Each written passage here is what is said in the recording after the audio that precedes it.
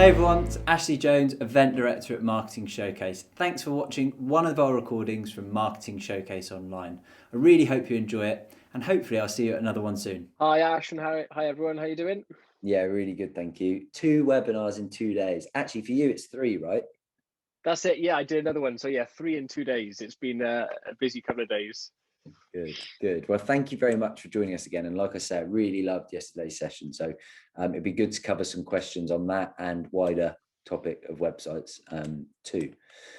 So let's dive right in, Will. So we've already got a question that's gone in the chat that's talking about the best methods to improve your position on search engine listings, both pay-per-click and general SEO, from the wording on the website. So can you give us a little bit of advice on how to structure a site and what you should be putting on a site to be top of Google?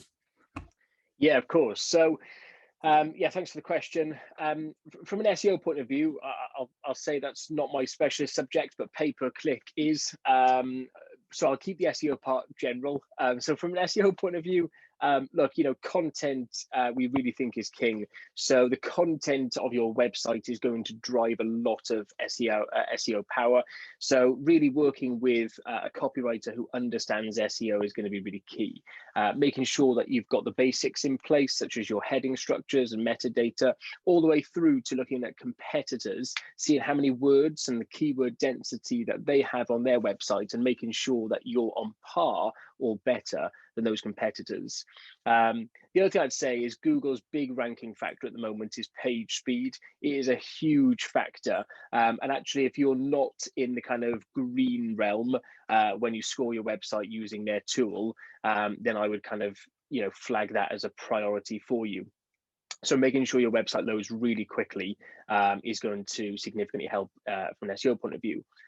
Paid ads, yeah, that's definitely a subject which I'm really passionate about and something we've done a lot of. So from a paid ads perspective, I guess I would probably kind of step back initially and say, what's the kind of primary purpose of the campaign that you're trying to run?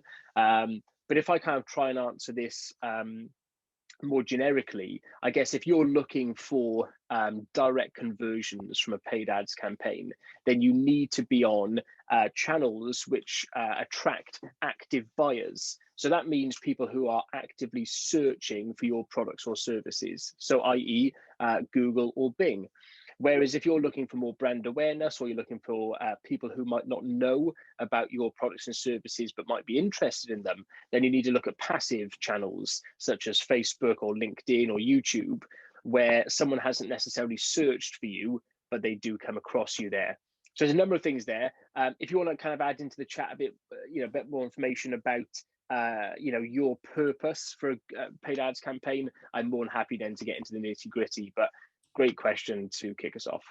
Great, thanks, Will. No, good answer to kick us off as well. So just whilst I ask this next question, I'm going to launch a poll for people to engage with, and it'd be interesting to see the results of this. Might prompt some more questions as well. What are the biggest challenges for our audience in terms of websites at the moment? Is it defining requirements when building a website? Is it your conversion rate of the website, choosing the right CMS, reaching a new audience, or increasing inquiries, leads, and sales? So if you can just have that going in the background whilst you're thinking about some more questions, I'll ask Will this next one and we'll come back to that poll straight afterwards. So the next one on my list is from Ryan, and he's asked a really good one about when building a website, how would you recommend creating that website? Would you use code or use WordPress? And if you use WordPress, what theme would you use? Divi or something else? Okay, thanks, Ryan. So look, for me, a website nowadays in 2021 has to be CMS driven. And the reason for that is because, most clients that we work with want to be in the driving seat as to the content on their website. They want the ability to update that as frequently as they want to, spin up new landing pages, etc., without having to come back to an agency all the time for those day-to-day tasks. So for me, it definitely has to be CMS driven over just plain vanilla code. In terms of the particular CMS, you've mentioned WordPress, which obviously is one of the biggest CMSs in the world and one that we often recommend. But I would say that it's best to have an agnostic approach to choosing the right CMS. So, don't just choose WordPress or Magento or OpenCart or something else on the market just because you've heard the name. It's best to do your own research or work with an agency to look at the pros and cons of a number of different CMSs that might be suitable for you. If I kind of mention things like WordPress and Shopify, you've probably heard of them. But if I mentioned Prismic and Zulu, you might not have heard of them. So there are thousands of different CMSs out there, and it's really good to choose the right one for your business and for your long-term objectives. Yeah, it'd be great, Ryan. If you are in that position, I'm sure Will be more than happy to further that conversation and talk to you about CMSs and where you might be able to go. So hopefully you two can get in touch afterwards.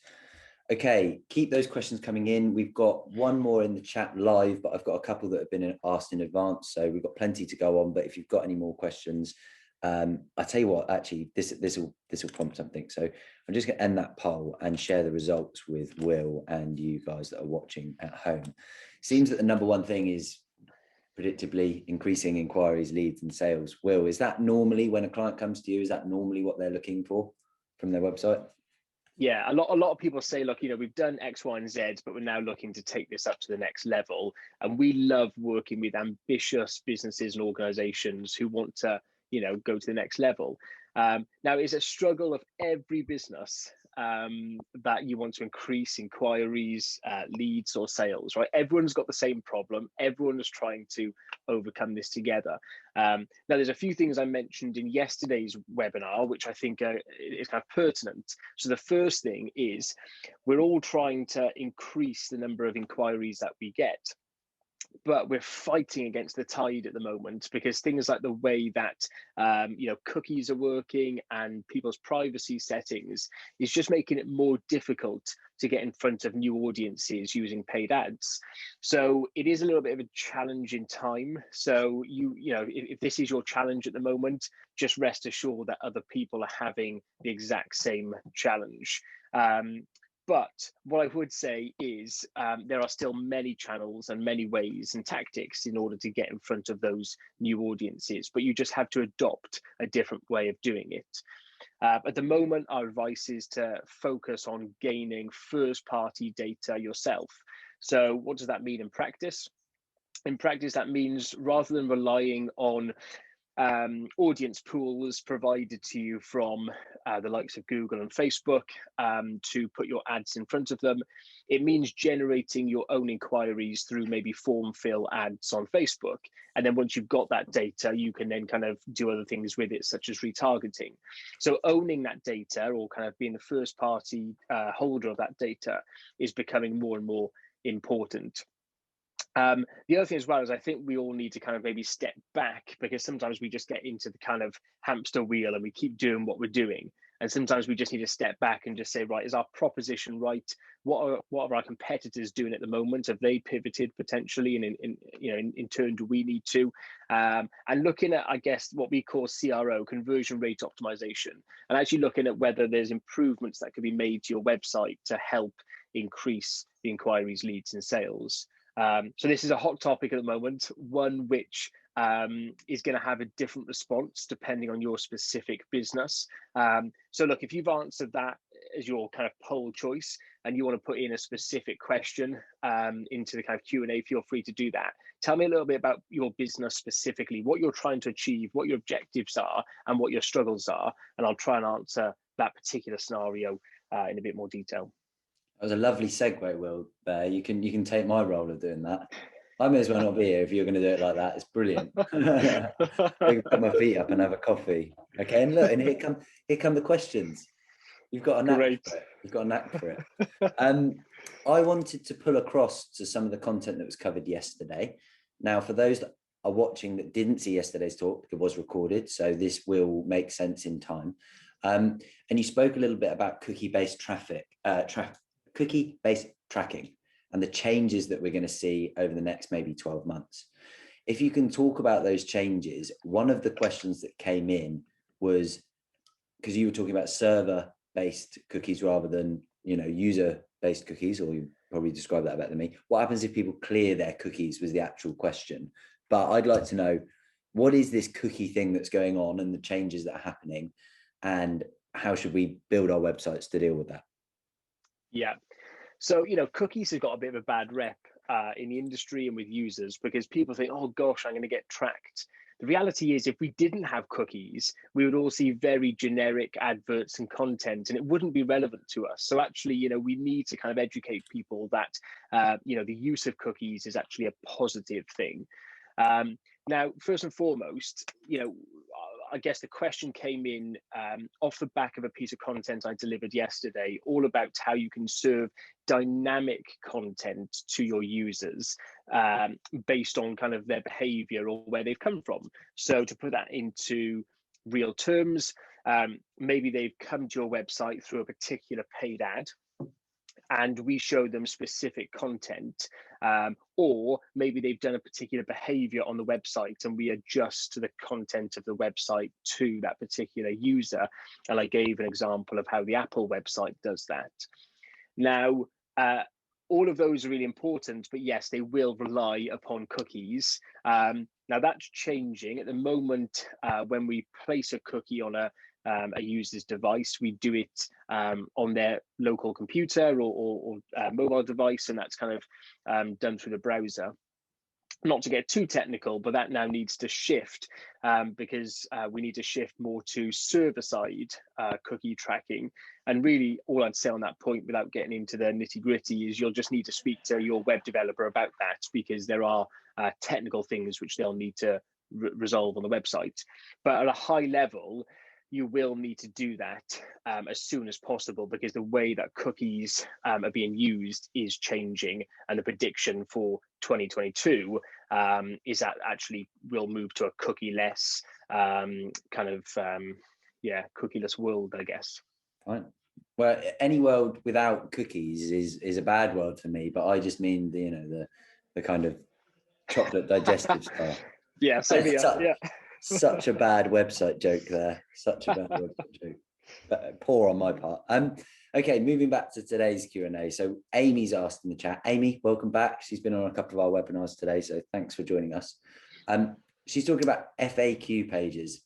Are they essential, or are they important, or in fact, are they not important? They provide training courses, so there's a lot of information around each course, but we do get questions that could form a more general FAQ page, but our team are not so keen. So talk to me about frequently asked question pages. Yeah, Amy, really good question. I think from a content perspective, it's really good to have them, because obviously kind of the user can find out more information without picking up the phone or inquiring. But coming back to that challenge which everyone's facing in terms of generating inquiries, sometimes people put so much information on their website that actually someone doesn't need to inquire because they've read enough and made a decision themselves. So there is a balance, because you don't want to give, or should I say, you don't want to show your hand about everything you offer, because really the opportunity to have an inquiry come in or a phone call is beneficial, because you'll build a relationship much quicker with that potential client. The other kind of top tip here is with FAQs, these are really simple to wrap with structured markup data, and then list your FAQs within the people also ask box of Google. So I appreciate I've just gone through that really quickly. So let me just kind of, explain that a bit more. When you type into Google something like, let me think of something. So where can I find the best training courses? Okay. At the top of the page, you will see a box and it says people also asked. Okay. And there will be similar questions at the top. And they are snippets from lots of third-party websites which Google pull together and put into that box. And as you start reading through those 5 which initially show, more load.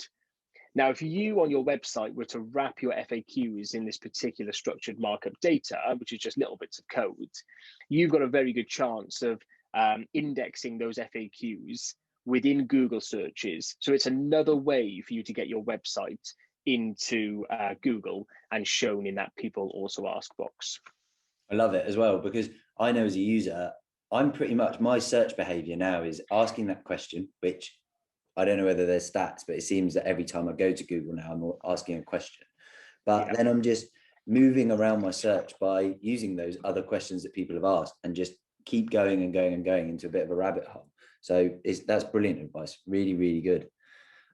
Moving on to our next question. It's from Rhiannon, talking about backlinks. So what's the best way to get backlinks? I've been trying to recreate links that our competitors use, but have no idea how they got their links on the majority of the websites. Thank you. Okay, Rhiannon, great question. I'm going to be brutally transparent with you, which is one of our values. Backlinks is not something I know a heck of a lot on. Okay, so what I'd say is the route you're going down in terms of looking at competitors and then trying to replicate what they're doing is the right route, and to do that organically. But you'll find out that it's very, very time consuming. So if I were you, I would try and find someone who specializes in backlink creation, being very careful not to, find people who do it in bulk and spammy links, who do it, you want to find someone who does it ethically, and then kind of partner with them to maybe help you find the right backlinks. But I'm really sorry, it's not an area of my expertise. Fine, Will. You can't be an expert on everything.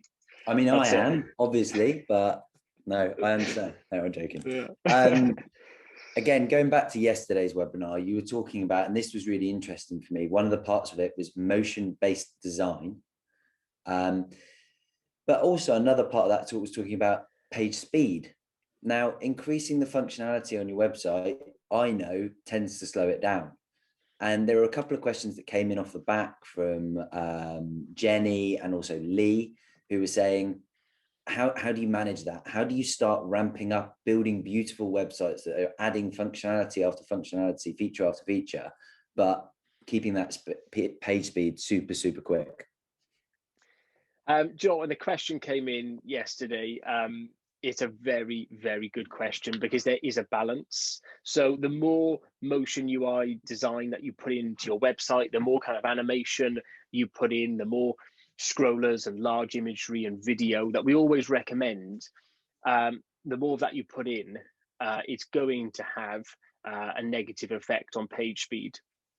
Now, there is a balance, because if you want 100% page speed score, you could just have a white background and black text, okay, as your website, and you'd probably score very highly. But look, no user wants to look at a website that is literally just black and white, okay? So there has to be design and styling and animations applied to a website, because that helps with user experience and your positioning and everything else. So there has to be a balance. So look, my advice on this is put animations and motion design in place where it's going to add value. If you're putting it in place because it just looks pretty, or because your competitor does it, or because you just think that button should animate and wiggle and hover and everything else, don't do it. There's just no need. But if you're putting motion design in place for a purpose to aid the user experience and also sometimes to aid accessibility, then I would say it's worth compromising slightly on the page speed in order to get that. Brilliant. Thanks, Will. And moving on, still in keeping with motion-based design and these new sort of animated features that we can add to our websites, another one of your points was about accessibility. And how does the website designer sort of balance that, the mix between, okay, I've got users that want to see these beautiful images, but I've got some that simply hate them. They won't be able to see them. They're colorblind. They're struggling with their site. How do you balance that? And is there any sort of, software out there that can kind of handle that? Or yeah, so on yesterday's webinar, I showed a screenshot of an accessibility pop-up.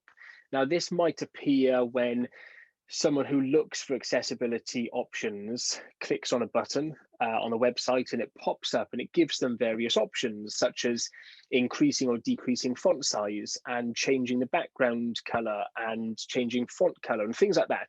And it helps those who are visually and hearing impaired, view your website, in a more comfortable way. There are tools such as UAccess that plug into your website and facilitate those features for you, but you can also get plugins, and your developer can write something bespoke for you as well to achieve that. Now, there is a balance, because with motion UI design, it's really nice. It's elegant, but of course, for some people who might be visually impaired, it might just be distracting.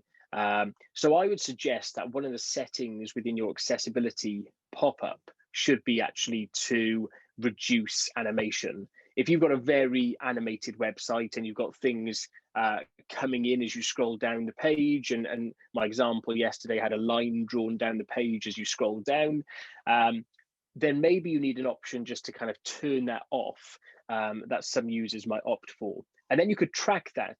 If a large proportion of people are turning it off, then you could say, well, actually, maybe we've gone overboard here. But if it's a very small percentage, maybe 1%, then we could say, actually, maybe that's a useful feature for those who are using accessibility tools. The only final thing I'd say on that is, when it comes to this motion design on things like buttons, the example I showed yesterday is where you were going to, I think it was going to be a download of a PDF. So the button says download initially, you click on it, it spins to show that the file is downloading. And then once it's downloaded, you click open. Now that's helpful for most users because they see the progress and they get some response from the website. And if that's implemented correctly by your developer, there's no reason why the font size in the button can't also be adjusted and made bigger if necessary. There's no reason why the color of the button and the background of the button could not be changed again through the accessibility settings. So actually there's ways to make those motion design elements still accessible to those who need to adjust the accessibility settings on your website. Cool. Well, great answer. Thanks very much. Just before we sort of reach, we've got a bit of time left, but I want to launch this now. The guys at WEBBOX and Marketing Showcase, we're launching a poll here about when you guys are planning on building a new website. We're interested to know. So whilst that's going in the background, let's move on to another question. You should have seen that pop up by now, by the way. Anna's asked here, I've just seen it come in, any software you know of or tools for AR that you mentioned yesterday?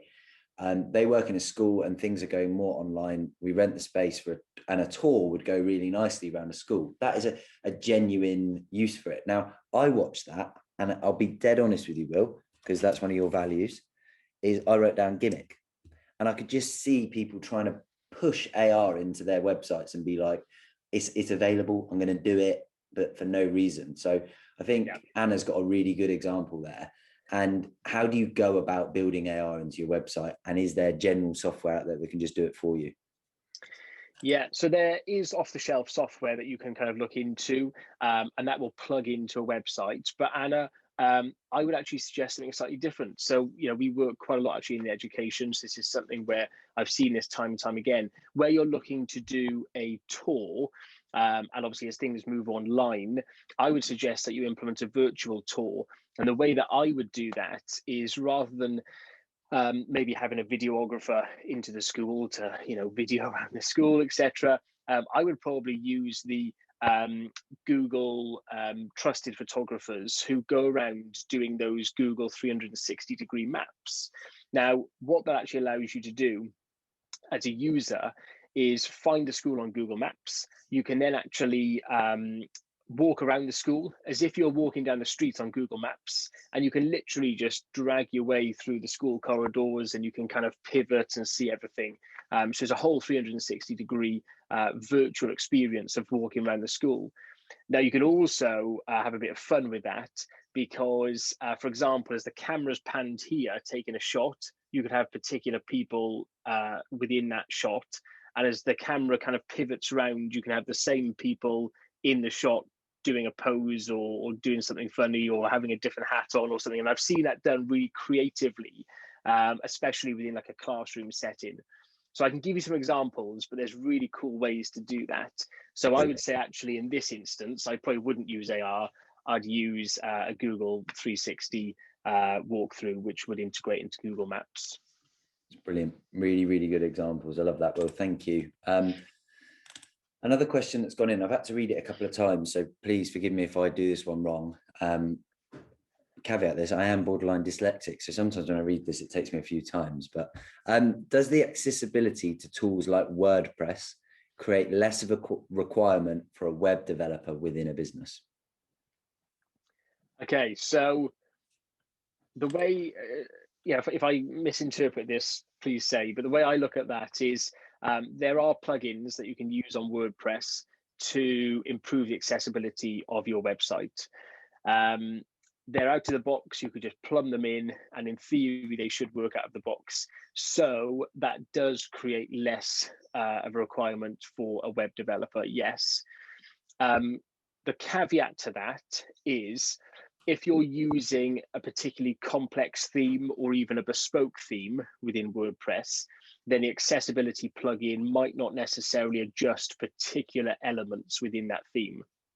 So for example, if you had a really bespoke and complex header area that's been written for you custom, it might be that the accessibility plugin doesn't adjust the colors and font sizes and other things of that header section because it can't read it. So you might just want to kind of maybe try one or two off-the-shelf plugins, see if they work for you. If they do, great. If they don't, then you might need some involvement from your web developer to help you achieve full accessibility across your website.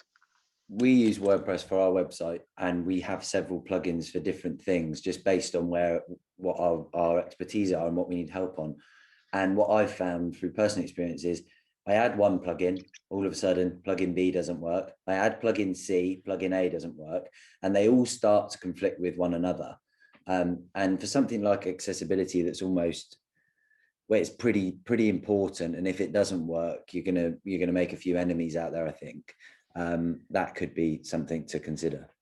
Yeah, so we're working with a client at the moment that has got a problem with their WordPress site in that they can't maintain it and update it because it's just been butchered over the years. And this is a story which we hear time and time again.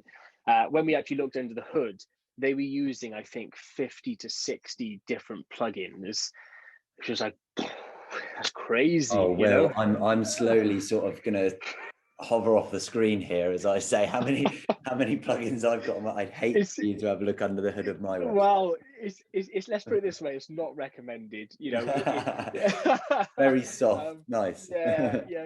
Just on the basis that the more you use, the more difficult it becomes to maintain, the more conflict you're going to get, and really at that point you need to be looking at maybe different solutions and maybe more bespoke solutions than what WordPress can do just out of the box. So yeah, it kind of blew my mind, because not that that's the greatest number I've ever seen, but it's a very large number of plugins to be using on a WordPress site.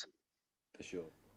Hi everyone, thanks for watching another recording from Marketing Showcase Online. I hope you enjoyed it. Just to let you know, we've got all of the recordings uploaded to our brand new YouTube channel, so go over there and check it out if you want some more great content. We run these events once every month, free of charge, so head over to our website to grab tickets for next month's event. I look forward to seeing you there.